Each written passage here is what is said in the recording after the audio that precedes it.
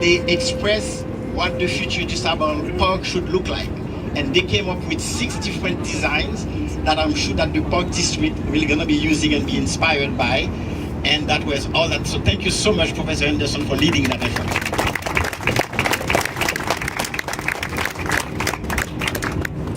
Now, we've been indebted over the years by the support of the politicians in this movement of Jean-Baptiste DuSable. They always support us, they always come here. This year, we are happy to have again with us Alderman Brian Hopkins, who has been an engine behind not only the promotion of Jean-Baptiste DuSable, but in making sure that in a few years that we will have the DuSable Park. Brian?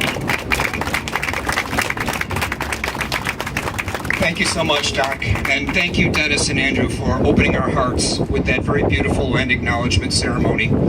Today is more than a land acknowledgement, and it's more than a history lesson. Today is a moment to speak to the past, to reflect on the lessons learned, the lessons yet to be learned, and our connection not only to this land, but to the first peoples who lived here long before us, and to the first travelers who came here during that time. The best way to bring the past to the present is to invoke it through our vision and our imagination. If you brought your imaginations today, I'm going to invite you to join me now in an exercise.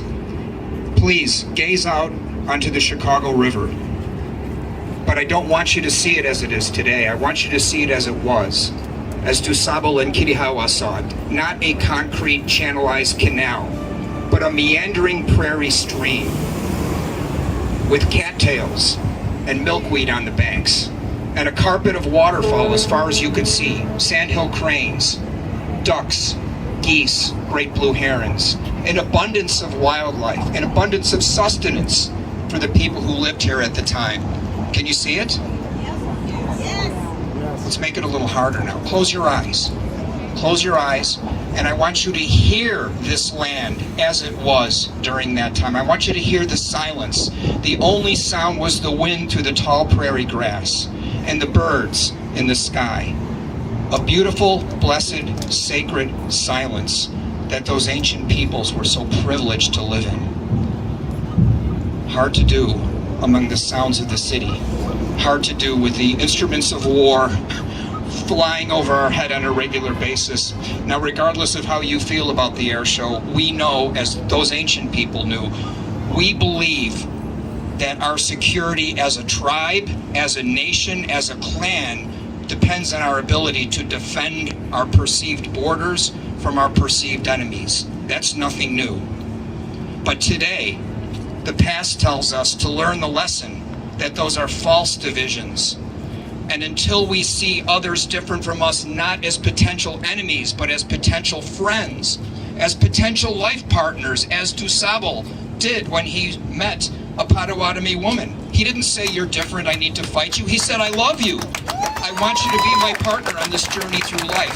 That is a lesson we could learn today from the past. Let's bring it forward.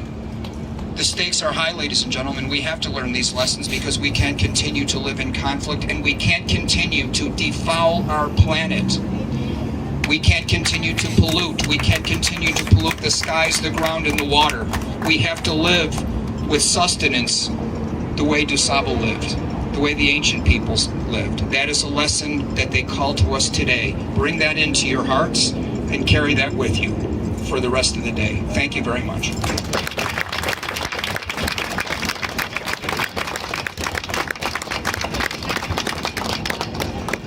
Thank you, Brian. I must say that I've always known Brian as a politician, but I didn't know him as a poet or a motivational speaker. So maybe he has another career, right? What do you think? Yes.